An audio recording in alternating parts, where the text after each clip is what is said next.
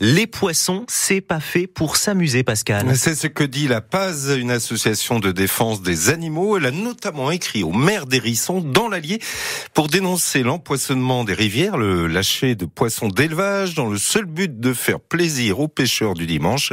À Hérisson, plus de 400 kilos de gardons, cartanches, cendres et brochets ont été relâchés dans l'eau Manse le mois dernier, Jean-Pierre Morel. Pour les militants, c'est une pratique cruelle, explique Amandine Sanvicence, cofondatrice de l'association PAZ. C'est-à-dire que pour une pratique de loisir, on se donne le droit de faire souffrir les animaux. Puis évidemment, ces poissons d'élevage, ensuite ils sont transportés dans des camions-citernes énormes et puis après ils sont balancés à l'eau comme de la marchandise en fait.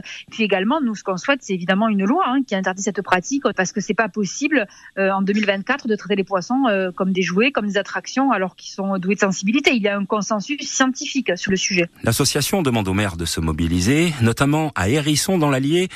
Sauf que là, ce sont des poissons sauvages prélevés dans les étangs du secteur qui ont été réintroduits dans l'eau Manse. Mais pour les truites, ce sera différent.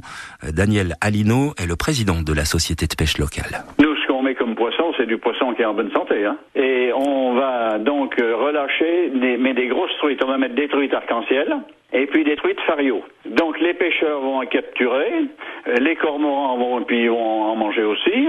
Et puis il en reste un faible pourcentage qui vivent dans la rivière quand même. Et au mois de mars, 270 kilos de truites d'élevage issues de la pisciculture de Ferrières-sur-Sichon seront donc déversées dans la rivière.